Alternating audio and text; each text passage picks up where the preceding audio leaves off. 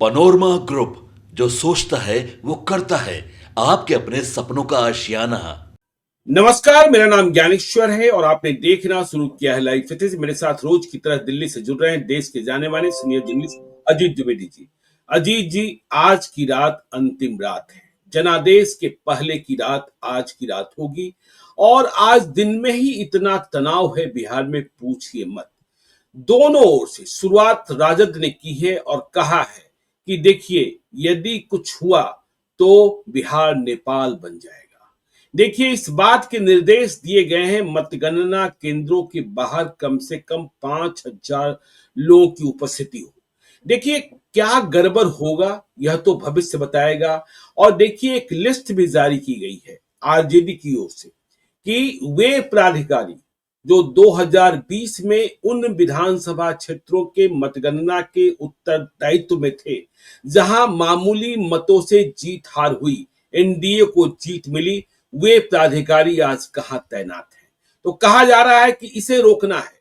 मतलब यह मान लिया गया कि यदि मामूली मतों से जीत हार तो गड़बड़ी ही है। तो तनाव, और देखिए किस तरीके से आरजेडी के विधान पार्षद सुनील कुमार सिंह ने चेतावनी दी, किस तरीके से कहा जा रहा है कि ये हो जाएगा वो हो जाएगा। और कुछ अप्रिय घटनाओं की सूचनाएं भी आ रही हैं, जिस तरीके से नवादा के गोविंदपुर में, जिस तरीके से भोजपुर के तरारी में घटनाएं प्रतिवेदित हुई हैं, जिसे हम पोस्टपोल वायलेंस कह सकते हैं। तो आज की रात बड़ी रात है, कयामत की रात है। और आज हम अपनी चर्चा में दोनों पहलुओं पर, दोनों ओर से अगर मगर पर सोचेंगे कि यदि ऐसा हुआ तो क्या, नहीं हुआ तो क्या। बहुत सारी चर्चाएं यह भी चल रही है कि नीतीश कुमार जीत जाएंगे लेकिन वह स्वयं मुख्यमंत्री पद की शपथ नहीं लेंगे।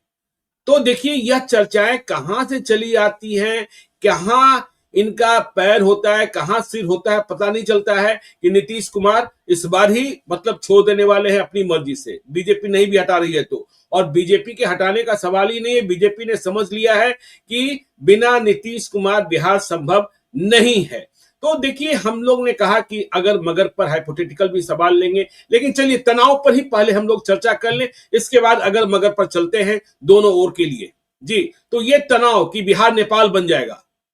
देखिए ज्ञानेश्वर जी, ये एक बहुत ही खतरनाक ट्रेंड है। इस देश में आज तक ऐसा नहीं हुआ है। इस देश में इतने इतने इतने बड़े मैंडेट से जब राजीव गांधी जीते थे और उसके बाद अगला चुनाव हार गए तो उनको बुलाया, राष्ट्रपति ने, सबसे बड़ी पार्टी बने तब भी बुलाया शपथ लेने के लिए, उन्होंने मना कर दिया कि जनता ने हमको हराया है। इस देश में एक वोट से सरकार गिर गई थी अटल बिहारी वाजपेयी की। इस देश ने ऐसे ऐसे समय देखे हैं जब जब किसी को अंदाजा नहीं था। 2004 में कोई नहीं मान रहा था कि अटल बिहारी वाजपेयी की सरकार हार जाएगी, और 2004 में अटल बिहारी वाजपेयी की सरकार हार गई, बीजेपी हार गई और सत्ता से बाहर हो गए। ऐसे अनगिनत मिसालें हैं और एक बार किसी तरह की हिंसा नहीं हुई है। इस देश में इतने शांतिपूर्ण तरीके से सत्ता हस्तांतरण होता रहा है जिसकी मिसाल दुनिया के तमाम जो मैच्योर डेमोक्रेसी हैं, सभ्य और परिपक्व लोकतंत्र हैं, वहां देखने को मिलता है। भारत उतना परिपक्व, उतना सभ्य लोकतंत्र है। इतने सहज तरीके से, इतने शांतिपूर्ण तरीके से यहाँ सत्ता हस्तांतरण का इतिहास रहा है, आज तक नहीं हुआ है। जब अनएक्सपेक्टेड नतीजे आए हैं तब भी नहीं हुआ है। इसके बावजूद इस तरह की बातें आरजेडी के लोग कर रहे हैं। ये इतनी गैर जिम्मेदाराना बात है, इतनी गैर जिम्मेदारी की बात है कि हमने इसके पहले ये पीछे 6-8 महीने, 1 साल से हम ये लगातार सुन रहे हैं और ये डेमोक्रेसी को कमजोर करने वाली बात है। राहुल गांधी बात बात पर कहते हैं कि वोट चोरी हो जाएगी और जेन जी अगर ये बात जान जाएगा तो वो सड़क पर उतर आएगा, बर्दाश्त नहीं करेगा। भाई, जेन जी आपके मुहावरे, ये जेन जी कहां से आपके भाषण में आ गया? नेपाल आपके भाषण में कहां से आ गया? आप बताइए। आप हम लगातार राजनीति देखते हैं।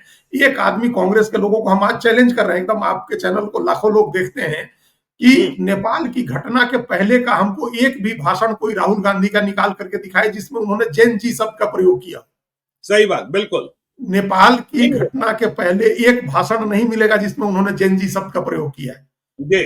उसी तरह से ये नेपाल की घटना हो गई तो अब सुनील सिंह भी नेपाल की बात करने लगे।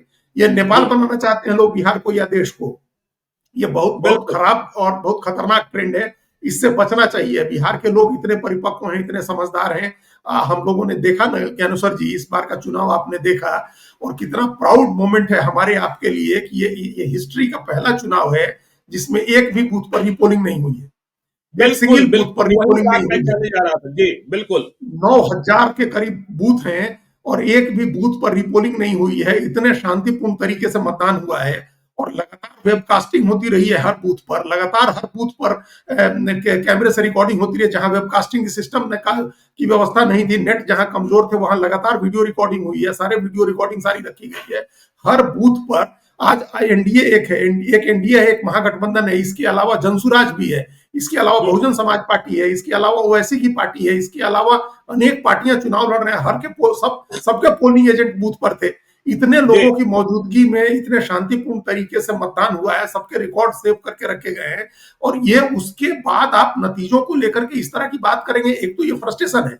आप अपनी फ्रस्ट्रेशन को, अपने अवसाद को, अपनी निराशा को, अपनी कुंठा को आप बिहार की जनता पर मत ट्रांसफर करिए। ये आरजेडी की कुंठा है।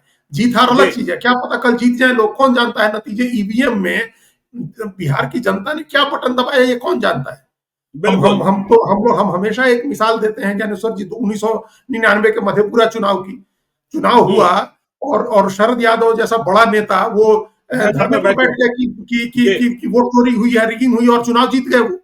हम्म तो ये इस तरह की नेता भी कई बार जो है जनता का मूड आप जब नहीं भांप पाते हैं, नहीं हो पाता है, तो लोग लोकतांत्रिक तरीके से विरोध करते हैं, जैसे शरद यादव ने किया।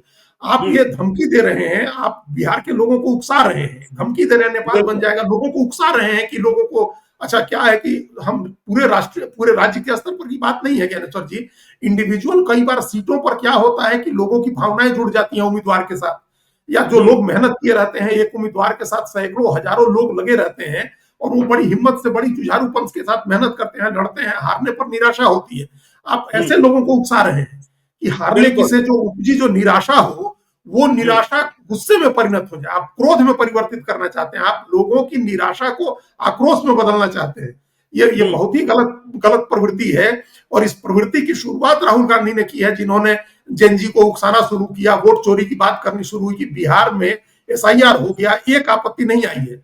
इतना बड़ा सेटअप है आरजेडी का, इतना बड़ा सेटअप कांग्रेस का है, क्या आपत्ति लेकर के गए लोगों ने कि इनका नाम कट गया। एक आपत्ति की लोगों ने अंतिम अंतिम सूची आने के बाद कि इनका नाम कट गया है, जुड़वा दीजिए।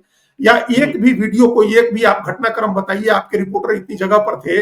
आमतौर पर पहले होता था कि लोग मतदान केंद्र पहुंच जाते थे पर्ची लेके और देखते थे कि वोटर लिस्ट में नाम नहीं है। कहीं से जी ऐसी घटना हुई कि लोग पहुंच गए बूथ पर और वोटर लिस्ट में उनका नाम नहीं था? कहीं ऐसी घटना नहीं देखने को मिली है। मतलब इतने व्यवस्थित तरीके से, इतने सुचारू रूप से, शांतिपूर्ण तरीके से चुनाव हुआ। और अब आप एग्जिट पोल की, एक तरफ आप कह रहे हैं कि एग्जिट पोल सही नहीं है और आप दावा कर रहे हैं कि आप चुनाव जीतेंगे, और दूसरी बार उसी एग्जिट पोल के अनुमान को लेकर के आप बिहार के लोगों को भड़का रहे हैं, अपने लोगों को भड़काने, उकसाने की कोशिश कर रहे हैं। खासतौर से ऐसे लोगों को, बहुत सारे नौजवान जो हम उनसे भी कहना चाहते हैं कि इमोशन जुड़ जाता है लोगों के साथ, उम्मीदवार के साथ। और उस बिल्कुल उम्मीदवार के साथ जब इमोशन जुड़ जाता है तो हारने पर निराशा होती है। उस निराशा का ये मतलब नहीं है कि आप आक्रोश में आ जाएं, आप गुस्से में आ जाएं और आप सड़क पर उतर करके तोड़ फोड़ करने लगे, आगजनी करने लगे। ये सब चीजें लोकतंत्र के, मतलब लोकतंत्र में ये कतई नहीं होनी चाहिए है। उकसाने वाला चाहे कितनी भी बड़ी पार्टी हो, ये तमाम उम्मीदवारों को भी इस बात का ध्यान रखना चाहिए है कि चुनाव हारे जीते वो अपने लोगों को संयम में रखें, जो जीते वो भी अपने लोगों को संयम में रखे, जो हारे वो भी अपने लोगों को संयम में रखे। ये बहुत ही, ये हम इतना गैर जिम्मेदाराना, और कुछ सोशल मीडिया के लोग भी इस तरह की बातें फैला रहे हैं जिनका एक काम है ये, जो अपने व्यूअर्स को, जो अपने सब्सक्राइबर के लिए इस तरह की बातें करते रहते हैं हमेशा। ऐसे लोग भी लोगों को उकसा रहे हैं। और वैसे लोग अधिक हैं, वैसे लोग अधिक हैं जो बिहार के नहीं हैं और बिहार के बाहर के हैं और बिहार में भावनाएं भड़का रहे हैं। देखिए बहुत गंभीर बात है। चलिए अब अगर मगर पर चलते हैं अजीत जी। देखिए एक बात कही जा रही है, देखिए हम लोगों ने यह देखा कि जो सेकेंड फेज का इलेक्शन था वह तो बाइपोलर हो गया, लेकिन पहले फेज के इलेक्शन में कहीं कहीं त्रिकोणीय लड़ाई हुई और जनसुराज की उपस्थिति रही। देखिए कल प्रदीप गुप्ता का भी आया, एग्जिट पोल आया, और एक बात कही जा रही है कि यदि प्रशांत किशोर को 8% से अधिक मत मिला, पहले चरण में अधिक मत मिला होगा, इस बात की उम्मीद की जा रही है। तो प्रशांत किशोर अधिकांश मत जो है वह एनडीए का चुरा रहे थे, एनडीए पक्ष का ले रहे थे। तो यदि 8% से ऊपर गया, 10% से ऊपर गया, तो तेजस्वी यादव मुख्यमंत्री बन जाएंगे। क्या ऐसा संभव है?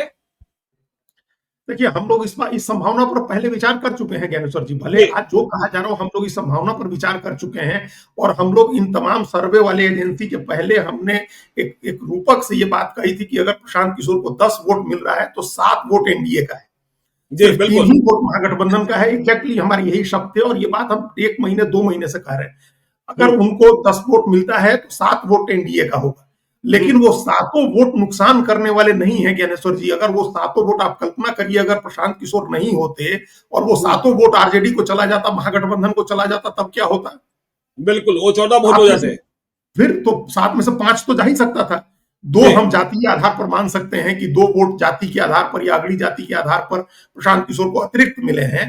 तब भी बाकी जो सत्ता विरोध का वोट होता, लोगों की नाराजगी का जो वोट होता, लोकल डिसकंटेनमेंट का, स्थानीय स्तर पर नाराजगी का जो वोट होता, वो तो महागठबंधन को चला जाता। फिर तो बिल्कुल। महागठबंधन के लिए बल्ले बल्ले हो जाती, बड़ी भारी जीत हो जाती उनकी। तो वैसा नहीं हो रहा है। प्रशांत किशोर को जो भी वोट आ रहा है 4% से लेकर के और 12.7% का रेंज है। बिल्कुल। प्रदीप गुप्ता ने 4% वोट की बात कही है, जो एक्सिस माई इंडिया ने, कि प्रशांत किशोर को 4% वोट आ रहा है।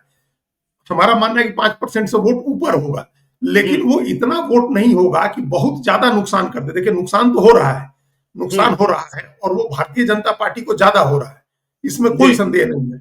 और वो इसलिए हो रहा है क्योंकि आरजेडी के वोट में वो ज्यादा सेंध नहीं लगा सके। हम लोग कह रहे हैं कि 10 में से 3 वोट, वो भी लोकल डिसकंटेनमेंट के कारण है, ऐसे कैंडिडेट के कारण है जो उनका यादव व मुसलमान कैंडिडेट है, जहां अच्छी लड़ाई में है। दूसरे लोगों को महागठबंधन का वोट नहीं मिला है। ये बात हम बड़ी जिम्मेदारी के साथ कह रहे हैं ज्ञानेश्वर जी, कि प्रशांत किशोर के जितने non Yadav, non Muslim candidate हैं, उनको यादव मुसलमान का वोट नहीं मिला है। प्रशांत नहीं किशोर मिला, के दूसरी जाति वाले उम्मीदवारों को वोट नहीं मिला है। और ये बात रिफ्लेक्ट हो रही है एक्सिस माई इंडिया के सर्वे में। उनके हिसाब से 90% यादव वोट आरजेडी को गया है। हम तो इसके पहले इस तरह का पोलराइजेशन तो बड़ा रेयर होता है, 90% वोट गया है उस सर्वे के मुताबिक। और ये हमको लग रहा है कि सच्चाई के काफी नजदीक है। इसी तरह से मुसलमान का वोट भी वो कह रहे हैं कि 67% गया, 67% गया है।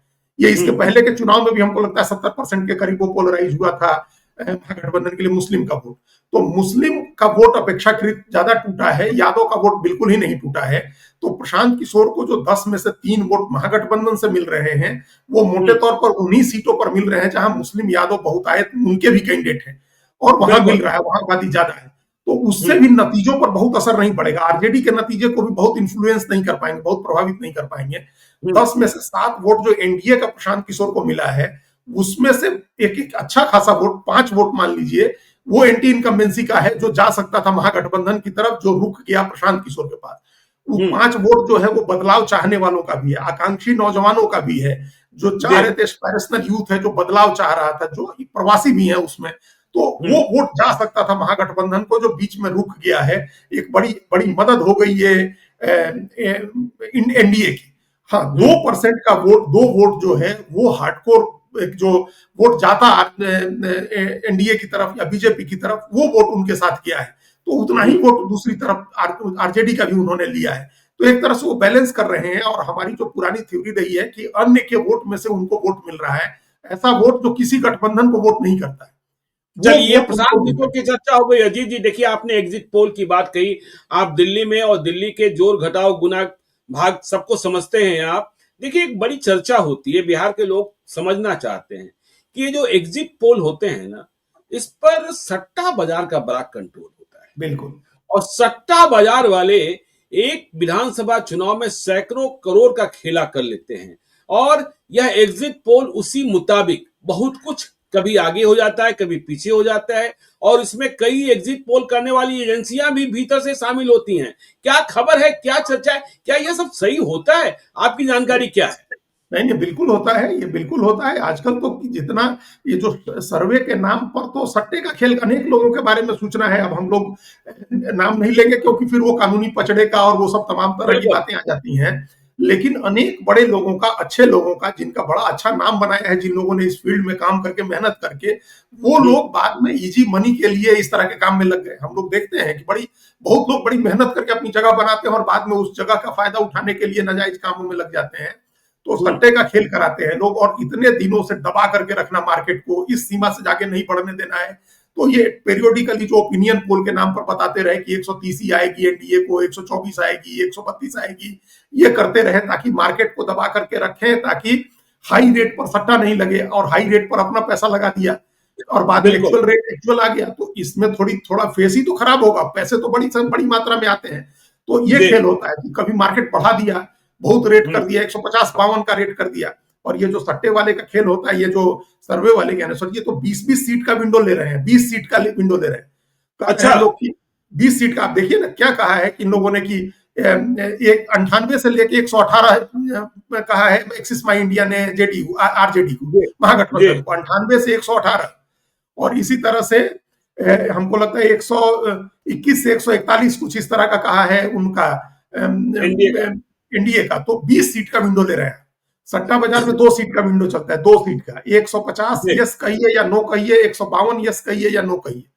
तो ये जितना यस कहा उससे ऊपर आएगा तो आपकी जीत है, जितना नो कहा उससे नीचे आएगा तो आपकी जीत है। तो ये सट्टा का खेल, उसमें 2 ही सीट का विंडो होता है। सर्वे वाले 20-20 सीट का विंडो रखते हैं, लेकिन पर्दे के पीछे सट्टेबाजी का काम सर्वे के आधार पर होता रहता है। और कई लोग इस चक्कर में लगे रहते हैं, हम लोगों को फोन करते रहते हैं भाई कि भाई साहब क्या है, कितना आपका अंदाजा है सीट का, इतना आ जाएगा। अच्छा, बड़ा स्पेसिफिक सवाल पूछते हैं कि भाई साहब 140 आ जाएगा, बस आप यस कह दीजिए, नो कह दीजिए, तो उस पर उनका खेल होता है। तो ये बहुत ज्यादा चलता है। इस बात से मार्केट जो शेयर जो सर्वे का खेल है इसलिए सफल नहीं हो पाता है ना ज्ञानेश्वर जी। बिल्कुल बड़ा पैसा इन्वॉल्व हो जाता है इसमें। और आप देखिए एग्जिट पोल क्यों गलत हो जाना चाहिए? एग्जिट पोल तो किसी हाल में गलत नहीं होना चाहिए। ओपिनियन पोल तो गलत हो सकता है, क्योंकि वो चुनाव के मतदान के वोट डालने के पहले का ओपिनियन है कि आप सोच रहे हैं कि इनको डालेंगे या इनको डालेंगे। एग्जिट पोल का तो मतलब है कि आप इसको डाले वो बता रहे हैं, आप डाल के निकले तब आपने कहा कि हमने इनको वोट किया है, तो वो गलत कैसे हो सकता है? एग्जिट पोल तो कभी गलत नहीं होना चाहिए, लेकिन एग्जिट पोल भी गलत हो जाता है। इसका मतलब कि उसमें भी गड़बड़ी है, उसमें भी मिलावट है। तो ये है, इसकी वजह से एग्जिट पोल पर हम लोग कम, ये एग्जिट पोल का खेल है। और बिहार के चुनाव में भी सैकड़ों करोड़ का सट्टा बाजार लगा हुआ है। अब चलिए अगर मगर पर देखिए, एनडीए की सरकार बन रही है, तमाम एग्जिट पोल कह रहे हैं। और फिर से यह बात, जो कहानी आप बार बार सुनाते आए हैं, एक बार फिर से सुना दीजिए कि नीतीश कुमार के बारे में जो कहा जाता है कि वह मिट्टी में मिल जाते हैं और फिर खड़े हो जाते हैं। तो क्या यह चुनाव फिर से वही रंग दिखा रहा है नीतीश कुमार का? और यदि वह रंग दिखा रहा है तो नीतीश कुमार की सरकार को आप किस रूप में देख रहे हैं आगे आने वाले दिनों में, शपथ समारोह में? देखिए ज्ञानेश्वर जी, हम हमेशा फिनिक्स चिड़िया का उदाहरण देते हैं, जिसके बारे में माना जाता है कि वो चिड़िया राख में मिल जाएगी और फिर अपनी राख से जीवित हो जाती है। तो नीतीश कुमार फिनिक्स की तरह है, जो आप वो राख हो जाएंगे और फिर उस राख से जीवित होकर के खड़े हो जाएंगे, ज्यादा ताकत के साथ खड़े हो जाते हैं। और जितनी बार ऐसा माना गया है कि नीतीश कुमार अब समाप्त हो गए, उतनी बार वो ज्यादा ताकत से आए हैं। आप याद करिए 2005 के जब फरवरी वाले चुनाव के बाद नीतीश कुमार मुख्यमंत्री नहीं बने थे, तो नीतीश कुमार ने क्या, तो लालू यादव ने क्या कहा था? लालू यादव केंद्र सरकार में मंत्री थे उस समय, और लालू यादव ने कहा था कि नीतीश जीवन में कभी मुख्यमंत्री नहीं बन सकते, उनकी किस्मत में मुख्यमंत्री बनना नहीं है। ये लालू यादव ने कहा था। 2005 का पहला चुनाव हुआ था उसके बाद, और नीतीश कुमार 2005 के अक्टूबर में मुख्यमंत्री बने। तो ऐसे मुख्यमंत्री बने कि 20 साल से हैं, और 20 साल से बिहार की राजनीति उनके इर्द गिर्द घूमती है। उनके बिना कोई सरकार नहीं बनती है बिहार में। एक नीतीश कुमार की ये जो ताकत है, ये जो हैसियत है, और ये एक दिन में नहीं बनी है। हम लोग कितनी बार इस बात की चर्चा कर चुके हैं कि जब उनको कमजोर आंका गया है तब वो ज्यादा मजबूत होकर के आए हैं। इस बार भी यही हुआ। इस बार भी उनको बहुत कमजोर आंका गया। उनको माना गया कि उनकी सेहत ठीक नहीं है, कहा गया कि उनकी पार्टी खत्म हो गई है, कहा गया कि उनकी पार्टी के बड़े नेता बीजेपी से मिल गए हैं, कहा गया कि उनकी सरकार के खिलाफ नाराजगी है लोगों में। ये तमाम बातें कही गई। और ज्ञानेश्वर जी, आज जब चुनाव आया, पिछला 2 महीना हम लोगों ने देखा, पिछले 2 महीने में क्या तो सत्ता पक्ष और क्या विपक्ष, सबने नीतीश कुमार के नाम पर प्रचार किया। सबने नीतीश कुमार का सद्भाव हासिल करना चाहा। उनके प्रति जो मतदाताओं में सद्भाव, जो गुडविल जनरेट हुआ, लोगों ने उसका लाभ उठाने की कोशिश की। तभी तो महागठबंधन के लोग लगातार कहते रहे कि भाई ये लोग एनडीए वाले, बीजेपी वाले उनको मुख्यमंत्री नहीं बनाएंगे। बिल्कुल चिंता हो रही थी बनाएंगे। महागठबंधन वाले तो देखिए सामने से नहीं कह रहे थे, पीछे से कह रहे थे कि चुनाव के बाद जो जनादेश होगा, चाचा भतीजे की सरकार बनेगी। बिल्कुल, तो उनको पता है। देखिए, चुनाव के पहले भी और चुनाव के बाद भी ज्ञानेश्वर जी, एक हम लोग हमेशा कहते हैं, त्रिकोणमिति का एक सिद्धांत है गणित का, कि त्रिभुज की 2 भुजाओं का योग हमेशा तीसरी भुजा से ज्यादा होता है। जी, इसको प्रूव करने की बात नहीं, ये प्रूवन है कि कि त्रिभुज की दो भुजाओं का योग हमेशा तीसरी भुजा से ज्यादा होगा। तो बिहार में त्रिभुज की तीन भुजाएं हैं, एक भारतीय जनता पार्टी है, एक जनता दल यू है और एक राष्ट्रीय जनता दल है। और इसमें से जो दो मिलेंगे उसकी ताकत तीसरे से ज्यादा होगी, इसमें कोई संदेह नहीं। यह तो अमित शाह भी मानते हैं, यह अमित शाह भी मानते हैं, आरजेडी वाले भी मानते हैं, ऐसा नहीं कि आरजेडी वाले नहीं मानते हैं। त्रिभुज की तीसरी भुजा नीतीश कुमार है और उनके बगैर त्रिभुज पूरा नहीं होता है। उनको मिलाए बगैर वो जिधर मिलेंगे उधर की सरकार बनती है, वो जिसके साथ रहेंगे वो चुनाव जीतता है। एकदम सिंपल गणित है। आप बताइए कोई चुनाव जब नीतीश कुमार जिस तरफ से लड़े पिछले 20 साल में, गठबंधन बना के, इन तीनों में से गठबंधन बना के जब लड़े, 14 का लोकसभा चुनाव छोड़ दीजिए, तो कब हारे हैं नीतीश कुमार? जी कभी नहीं हारे। जिसके साथ लड़े, जब वो बीजेपी के साथ लड़े तो बीजेपी के साथ जीते, आरजेडी के साथ लड़े तो आरजेडी के साथ जीते। तो नीतीश कुमार वो एक्स फैक्टर हैं और नीतीश कुमार अपने आप में चेंज है। ये दो बातें बहुत इंपॉर्टेंट है। एक्स फैक्टर सब आदमी खोज रहा था, तो बिहार की पॉलिटिक्स में एक्स फैक्टर नीतीश कुमार है। उनके बिना राजनीति की आप कल्पना नहीं कर सकते हैं। उनके बिना कोई भी गठबंधन चुनाव जीतने की कल्पना नहीं कर सकता है, सरकार बनाने की कल्पना नहीं कर सकता है, एक बात।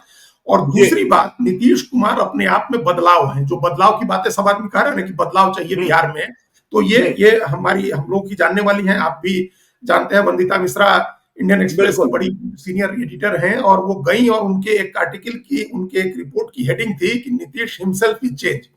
मतलब चेंज का मतलब ही बिहार में बदलाव। नीतीश कुमार खुद ही बदलाव को प्रतीकित करते हैं, बदलाव के प्रतीक है नीतीश कुमार। जो बदलाव लोग देख रहे हैं बिहार में, जिन लोगों ने 15-20 साल पहले का बिहार देखा है, वो जो बिहार जितना बदला है, उस बदलाव के प्रतीक पुरुष नीतीश कुमार ही है। उन्होंने ही बदला है बिहार। बिल्कुल। तो अब भी जिसको बिहार को बदलना है उसके लिए नीतीश कुमार ही उम्मीद है। तो ये जो इसलिए न बदलाव का असर नीतीश कुमार पर हुआ, न किसी एंटी इनकम्बेंसी का असर नीतीश कुमार पर हुआ। लीडरशिप तो खैर उनकी सबसे बड़ी थी ही, सबसे बड़े नेता हैं बिहार के वो।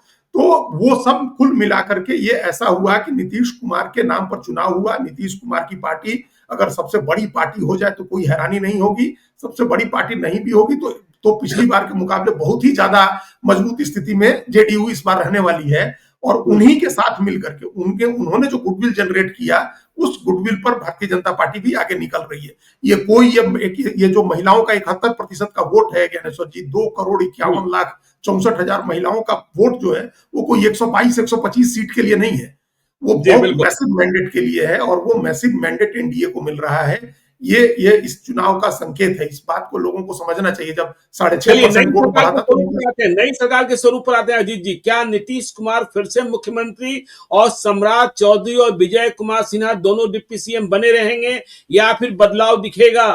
क्या नई सरकार में आरएलएम भी शामिल होगी, एलजेपीआर भी शामिल होगी, हम पार्टी भी शामिल होगी? हम पार्टी तो शामिल है ही, संतोष सुमन है ही। देखिए ज्ञानेश्वर जी, शामिल तो सब आदमी हो जाएंगे। शामिल होने में, अब जैसे नीतीश कुमार जब गए आरजेडी के साथ और सरकार बनी, तो कांग्रेस के लोग भी शामिल थे, 2 लोग उनके भी मंत्री बने थे।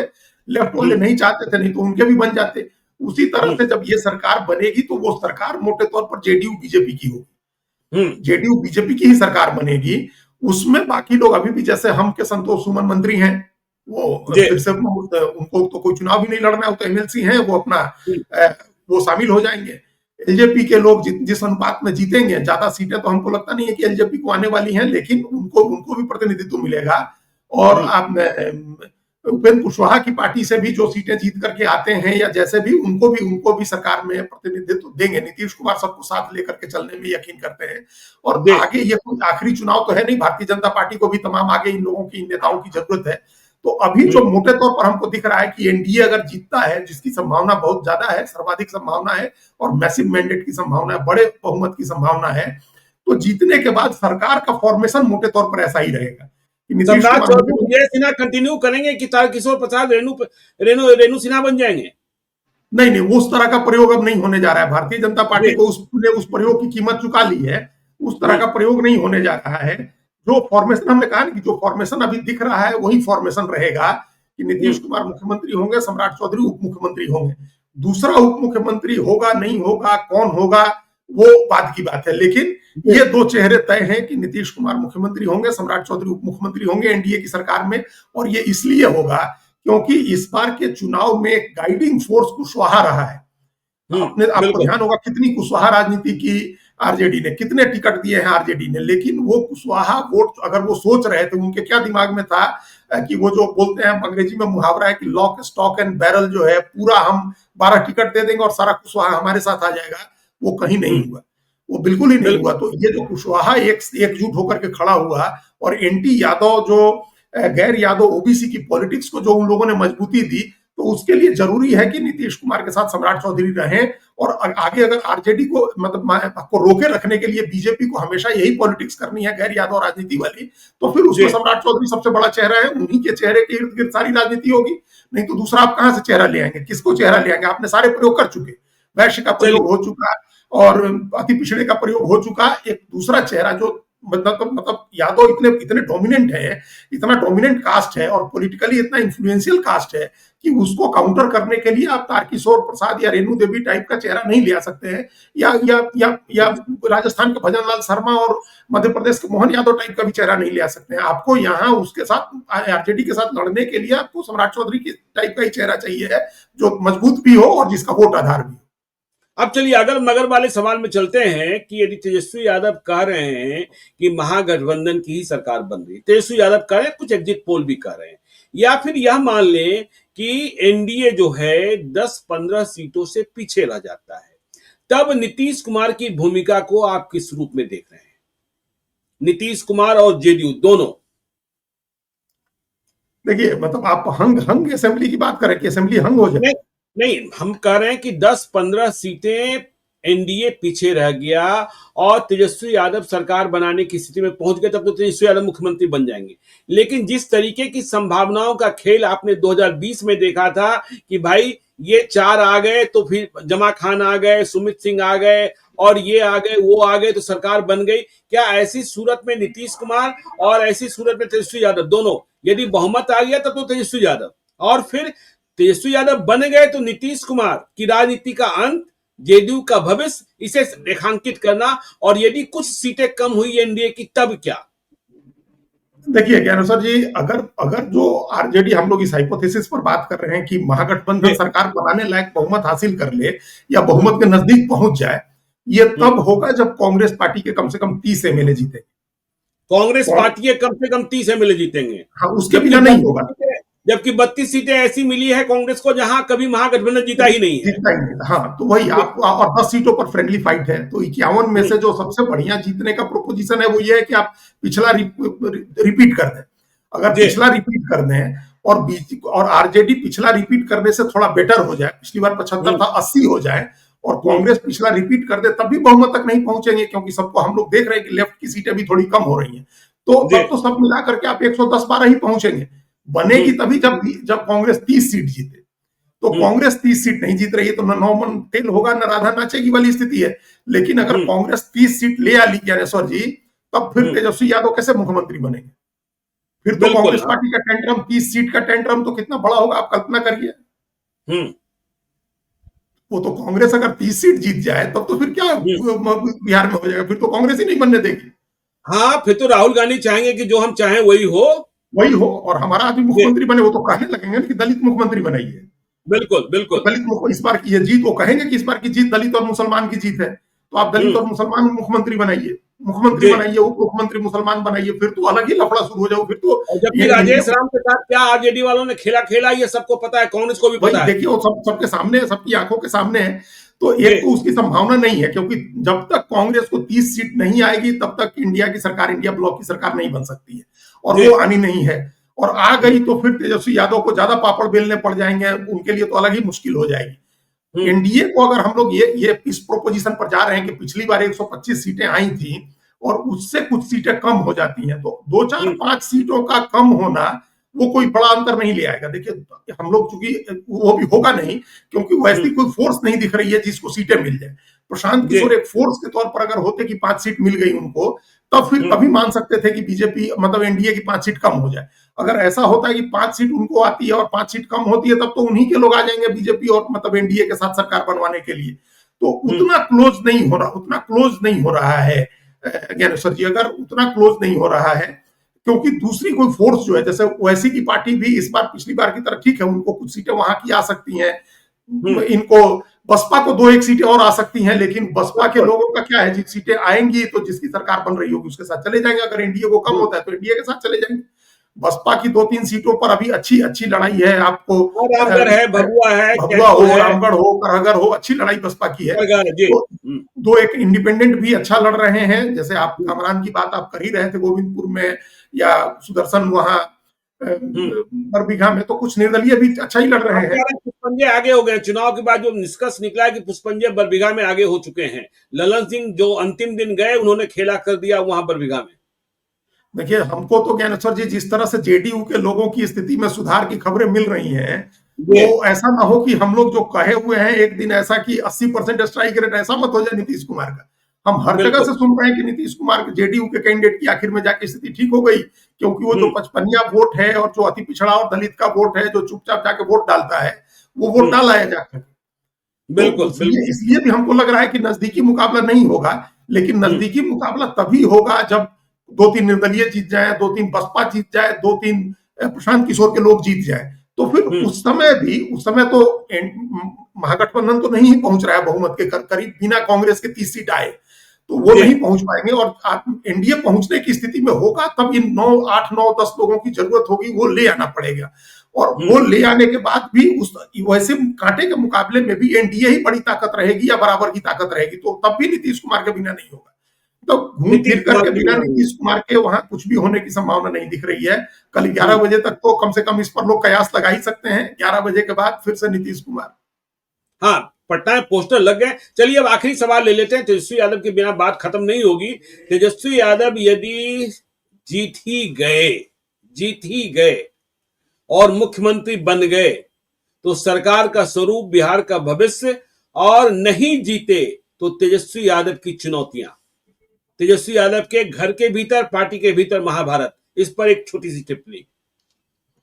देखिए, जीत गए तब तो सारी चीजें सेटल हो जाएंगी ज्ञानेश्वर जी। जीतने के बाद जो है, जीत के अगर मुख्यमंत्री बन गए तब तो सारे पार्टी का, परिवार का, सारी कंट्रोवर्सी सेटल हो जाती है। एक बार आदमी नेता बन जाए, मुख्यमंत्री हो जाए, जैसे अब अखिलेश यादव के लीडरशिप को कोई चैलेंज नहीं है। जब तक वो मुख्यमंत्री नहीं बने थे तब तक चाचा का भी चैलेंज था, दूसरे भाइयों का चैलेंज था, दूसरे जो परिवार के और लोग थे चैलेंज थे, लेकिन जब बन गए तो कोई चैलेंज नहीं। ऐसे ही एमके स्टालिन जब तक मुख्यमंत्री नहीं बने थे चैलेंज था एमके अलागिरी का, बड़े भाई का, बहन कनिमोजी का, लेकिन जब बन गए तो कोई चैलेंज नहीं है। तो वैसे ही तेजस्वी यादव अगर चुनाव जीत गए और मुख्यमंत्री बन गए तो फिर कोई चैलेंज नहीं है, चाहे वो परिवार का हो, पार्टी का, वो चैलेंज भी खत्म हो जाएगा। और हम एक बड़ी बात कर रहे हैं ज्ञानेश्वर जी, तमाम राजनीतिक चुनौतियां भी उनकी खत्म हो जाएंगी बिहार में, और फिर वो लंबे समय के लिए अपने माता पिता की तरह कई दशक के लिए मुख्यमंत्री के तौर पर स्टैब्लिश हो जाएंगे। फिर वो जो पॉलिटिक्स करेंगे वो खाली मुस्लिम यादव वाली पॉलिटिक्स नहीं होगी, उसके बाद उनकी एक समावेशी राजनीति होगी। और जो हम बार बार कहते हैं कि ये ट्रांजिशन का फेज है, जो जीतेगा वो आगे कई वर्षों के लिए जीतेगा, कई दशक, 1.5 दशक के लिए जीतेगा, चाहे वो तेजस्वी जीत जाए या इधर से कोई एनडीए से जीत के कोई नया चेहरा आए। जब भी नया चेहरा आए, जब नया चेहरा आ जाएगा, ट्रांजिशन कंप्लीट हो जाएगा, तो फिर उसका वर्चस्व रहेगा लंबे समय तक के लिए। चलिए, तो देखिए, फिर लंबे समय तक वर्चस्व रहेगा, लेकिन यदि नहीं जीते तो फिर कई तरीके का महाभारत भी देखने को, तो बहुत दिन पीछे जाएंगे, बहुत दिन के लिए पीछे जाएंगे, बहुत दिन के लिए पीछे जाएंगे। चलिए, आज की बात यहीं खत्म करते हैं। अब तो कल तो इस वक्त तक बिहार की सरकार, नई सरकार दिखाई पड़ने लगेगी, और कल सुबह से ही हम लोग एक्टिव रहेंगे, एक एक क्षेत्र का रुझान बताएंगे, नतीजा बताएंगे, सरकार का स्वरूप बताएंगे, और मुख्यमंत्री कौन लोग जानते हैं, लेकिन चलिए उस उलझन को भी कल खत्म कर लेंगे। तो देखते रहिए लाइव सीरीज को। यदि अब तक आपने हमारे यूट्यूब चैनल लाइव सीरीज को सब्सक्राइब नहीं किया है तो जरूर कर लीजिएगा, और यदि इस वीडियो को आप फेसबुक पेज के माध्यम से पेज को लाइक कीजिएगा, हैंडल एक्स पर भी हमें फॉलो कीजिए। धन्यवाद।